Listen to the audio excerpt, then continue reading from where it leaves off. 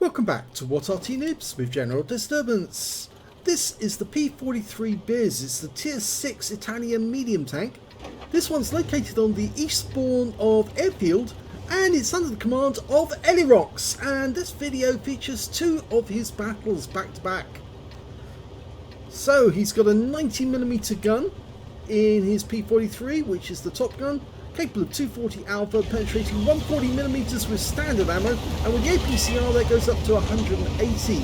So decent pen on the premium rounds, not so decent on the standard, but he's up against tier 5 opponents, so he should be able to pen some of those with the standard ammo. Now, it's a bit sluggish, this tank. I always felt it was like it was swimming in molasses. It's it's very slow, but it's got a nice engine noise, which I suppose you would expect from an Italian tank. It's solid, that's the thing. Doesn't have a huge amount of armour, but that 90mm gun, you can do quite a bit of damage to the enemy. Just need to make sure that the enemy doesn't do damage to you as well.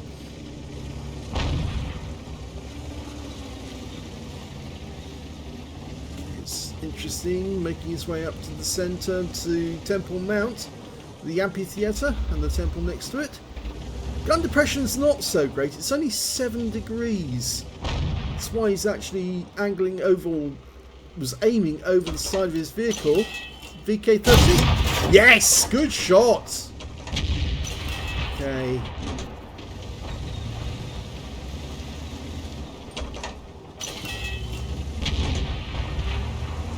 If he ever does get hit, you can dive into the theatre area. Of course, you do have to get out of there again. It's just testing to see if there's an enemy behind there, and there is an enemy in sight. He has been seen, so really needs to pull back because those guys over there might decide to fire in this direction.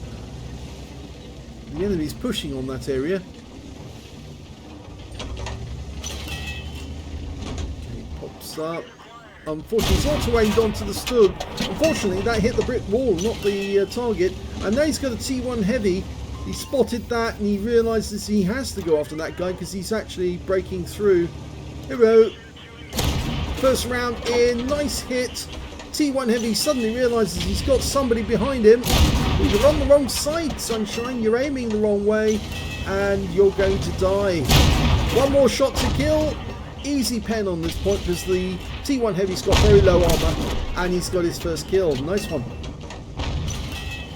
Don't go out too far because there's enemy up on that hill and they're sitting behind the bushes waiting for you to move out. There is a Stug 3 coming this way. Now, he doesn't have great gun depression, but he's not popping over the red line, and they've lost a KV1 as well, the enemy team, but they've still got that BK that we hit earlier. Well, they did, but he's now gone. And Dickamac's got him. And that means most of the enemy over this side of the map has actually been fairly well depleted, but there is still a couple of them. There's a Churchill 3. They've also got an M4 improved over there as well. I'm sticking to Temple Mount for the moment.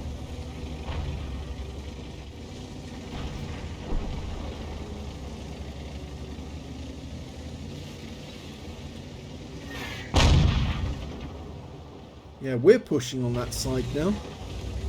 With so many enemy tanks got blown out by just that attack. I think they overextended themselves.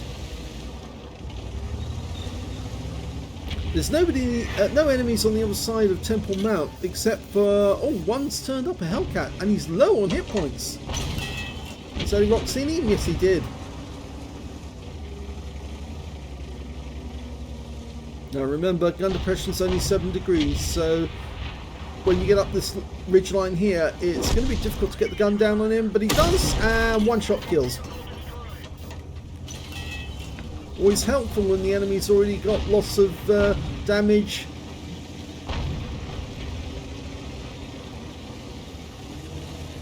Now as far as we know, there's an M4A1 FL10, the IKV 103 and the SU100 ahead of us. Oh, there's the SU100, he's looking our way. He managed to get one shot in before he got had to pull back. But it's a good job he didn't get hit actually, because if the SU-100's got the top gun, that is the 122mm, which is capable of 390 alpha, and we'd lose a considerable amount of our hit points with just one shot. So good job that he didn't fire. Maybe he wasn't fully dialed in, and maybe he didn't want to fire because he would lose the shell and he wanted to let it dial in, and of course Elirox disappeared before the shell could go. That's part of the problem with those 122 armed tank destroyers, or even the SU-152 ones for that matter. You have to let them dial in order to get an accurate shot, and if you don't, you get problems. That SU-100 is now vulnerable because he's fixated on the M4A1. He's got an M4 down below him, but he hasn't got anyone protecting his rear, and yep, he went in for the kill. He's keeping behind the guy. Nice, keep gun down, and yes, he got the kill. Now he's got an M4A1 to deal with. He's loaded, and yes, he gets another kill. That's 4. In fact, that was a bit of a kill steal, that one, but I suppose, well, after killing the SU-100, he probably thought, yeah, that's mine. And Arty is paying attention in this area. That was a near miss by the enemy Arty. Okay, so there's only, as far as we know, an IKV-103 up this end. And he's got support from an M4 and a VK. And the IKV's been spotted, but he's actually closer to the cap area. He is a one-shot. So if we can go round this corner, there might be Arty nearby though, and that might be what he's after. Unfortunately, the IKV just... was it the IKV? No, it was a Panzer IV Aslains H who actually took out our M4A1. So instead, Elirox is going to deal with the IKV first, and then the Arty. Of course, this should be a fairly easy kill because he's very low on hit points. So just one shot should be enough. Where are you? He's pulled back. Yeah, he's definitely pulled back. He was worried. And he's to our left. He's to our left. There we go. Locks on and... yes! Nice! 5 kills. Okay, enemy Arty's been spotted, and in fact he's been badly damaged and he's dead, but there's still one enemy out there, the M4A1 FL10, the 5 Lille turret, or 5 Lille, and there he is. He's actually behind the rock. We lock on, and unfortunately he's still behind the rock firing rounds at us, and he's emptying his mag into us. 1 round in for the 4 rounds that he fired back. Remember, he's got a 75mm gun, which is from the AMX 13-ton turret, and he's been killed. But we platooned just in time alongside the Decamax, and 5 kills each. The M4A1 was killed by the Decamax. The second replay for Elirox is in the Škoda T25, the Tier 6 Czech medium tank with the autoloader. And we're on the north spawn of Pilsen. Game on. Well, this tank has the 75mm gun, but it's got a 4-shot autoloader, 3-shot autoloader, sorry. 110 alpha, penetrating 132mm with standard rounds. With the APCR, it'll do 185, but you can see he's loaded a mag of HE rounds straight away, capable of doing 175 and penetrating 38mm.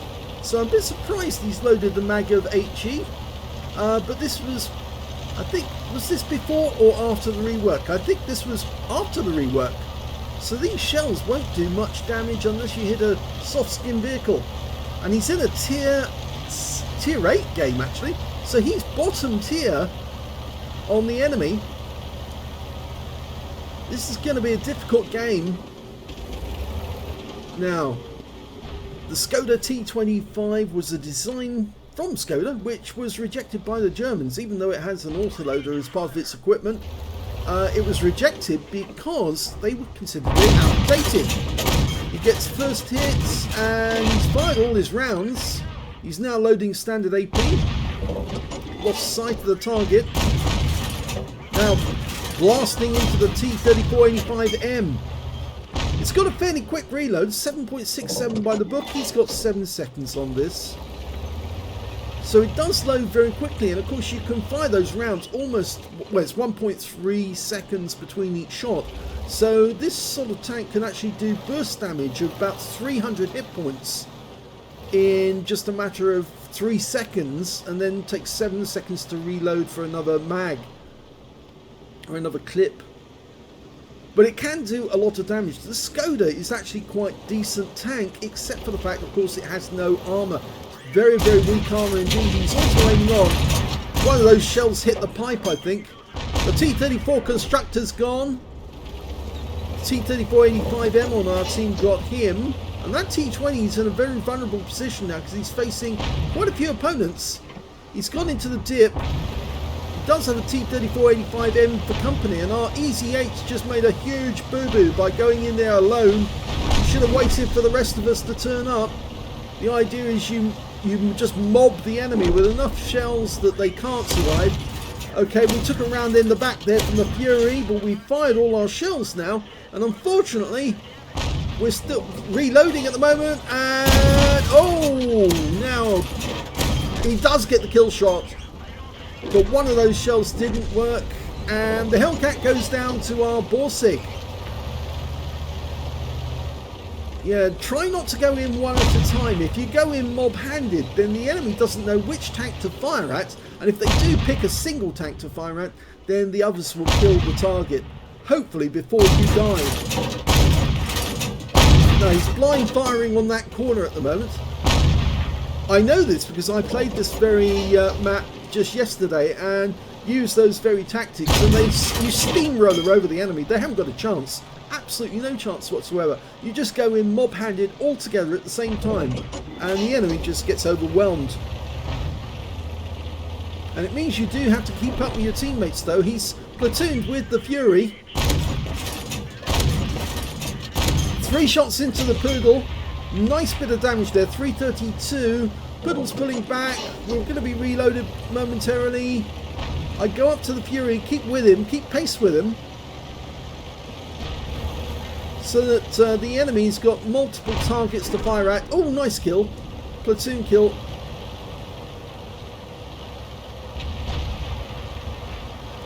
Yes, the ideal thing with the Škoda is to hang back and not to get too close to your teammate, just be behind them. Okay, should be able to get an easy kill here. Yes!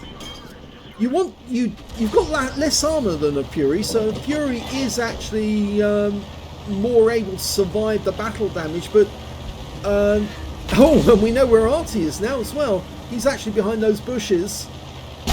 There's only 2 enemies left, so yes, just very close behind the Fury. That's where you want to be, just close behind them to pump out the rounds to support them, and also to there he is.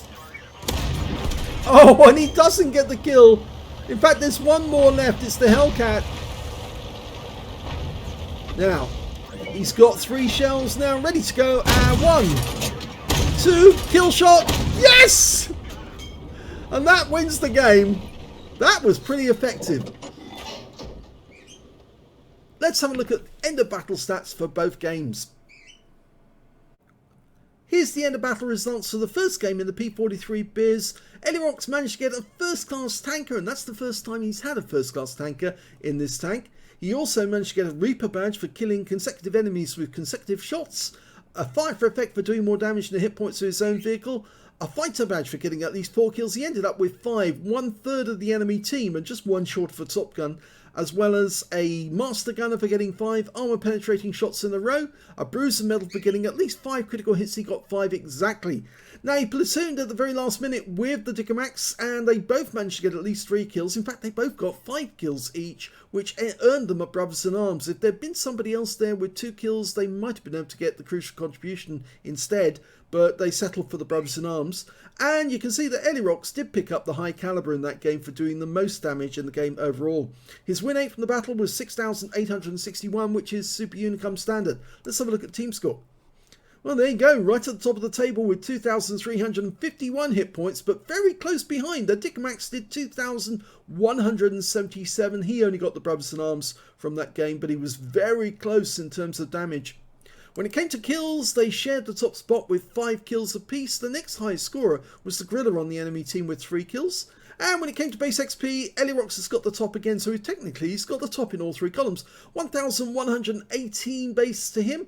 988 went to the Dickomax, and the next highest score after that was KV1, and he only had 655. Elirox fired 15 rounds of 90mm ammunition, got 12 direct hits and 12 penetrations. Damage of 2,351 hit points, of which 226 were at more than 300 meters. He received 4 hits from the enemy. 3 of those were penetrations, 1 was a non-penetration. I did say the armor on this tank is pretty weak, and so your chances are you aren't going to get damaged if you get hit. You're only going to avoid damage if the shell actually hits the tracks more than anything, and yes, so try to avoid being hit at all. He blocked damage of 135 hit points. I think that the shots that penetrated him came from the M4A1 FL10, and one of those shots actually hit his tracks, so that's why he avoided that damage. 7 enemy vehicles were damaged, 5 were killed, and 585 hit points of damage assistance. On a premium count, he earned 42,786 credits, and after repair and ammunition resupply and consumables, he actually made a loss of 9,839. I think that is. Yes, it is. And when it came to XP, he earned 1,677 XP and no multipliers on this occasion. So a solid battle in the first game. Let's have a look at the second one and see how he did in that one. Well, that was a second class tanker, not as good as the other one in terms of class, but equally as interesting, and that was the first time he's had a second class tanker as well. He got a master gunner in this one for getting 5 armor penetrating shots in a row. He also got a 5 for effect for doing more damage than hit points to his own vehicle, and this time round he picked up a leather slaves medal because he managed to take out 2 enemy tanks or tank destroyers in a battle at least 1 tier higher than him, and in this case the tanks that he took out were the Borsig, which of course is a tier 8, and the T20, which I believe, if I remember correctly, is tier 7, but don't quote me on that. At least I think it is. I'll have to look that up afterwards. Anyway, let's have a look at team score. Well, we can see that he didn't get the highest damage in the game because that went to the Lanson C with 2,425 hit points, but he didn't get a high caliber because it wasn't 20% of the enemy hit pool. The second highest damage was the IS-3 with 2,323 hit points, and the third highest damage went to Elirox with 1,757. His platoon mate in the Fury got 1,022 in that game. When it came to kills, it was again the Lanson C who got the most with 4 kills. 3 kills went to Elirox, 2 kills to the T-34-85M, and his Fury teammate managed to get 1 kill. And when it came to base XP, he's top with 975, whilst the Lanson managed to get 915. The reason for that is that the Škoda is tier 6, the Lanson, if I remember correctly, is tier 8. And so obviously for every shot he did damaging a higher tier opponent, he was earning more XP than the Lanson C, who was top tier. So he had to work extra hard if he wanted to get the highest XP in the game. He fired 29 rounds in that game, got 22 direct hits and 16 penetrations and 1 splash. Damage of 1,757 hit points, of which 18 were at more than 300 meters. That was the HE rounds that he was firing right at the start, which I thought was a bit, well, maybe not the right choice. But I wonder why he's actually loaded HE now that HE has been reworked and no longer works effectively. In fact, I doubt many people will actually be carrying HE in anymore, unless of course you're going to reset a cap. 1 hit received from the enemy. It was a non-penetration, so he was lucky there. And 3 enemy vehicles spotted, 6 enemy vehicles damaged, 3 destroyed, and 578 hit points of damage assistance. On a premium count, he earned 34,823 credits, but he did use a lot of premium ammo, so after repair and ammunition resupply, he actually made a loss of 14,032 credits. 1,462 XP times 2 for the first victory, 2,926 for completing the mission and events, 5,851 experience points altogether. So he said this was second class fun with a clanmate, and there's nothing against actually doing that. You know, go out with a clanmate, you're on TS, you just go and have a ball actually blasting away at the enemy. I would say though, the thing is that with a Škoda, as I said, you need to stay behind somebody who's got a bit more armor because you lack armor. But your gun is what will actually protect your teammate from suffering serious damage. The Fury is well, it's got a decent gun. It's got the 76mm gun, the high velocity gun, which was fitted to the Sherman or the M4 in December of 44. So it is a decent gun, but it's a slow firing gun, whereas the Škoda fires really quickly with that 75mm, so you can get burst damage on the enemy, and then the Fury just finishes them off. So that's a really good combination. Just stay slightly behind him and use him for body armor, you know, a human shield, so to speak. It sounds terrible, but it works, because if you actually try to go out front, you're the one who takes the damage, not the Fury. And of course you can't afford to take damage because your armor is so thin, the shells are just going to go straight through. So try to stay behind him and use him as cover, and then the moment you find an enemy, pop out, fire 3 shots in, let the Fury then finish him off, and that will work every time. So I hope you enjoyed both of those replays. 2 interesting battles by Elirox. I think he's got some more lined up in the list, so do stick around and watch those. If you enjoyed this replay, please give this video a like, do subscribe to our channel, leave a little comment down below because it feeds the algorithm. And thank you for watching.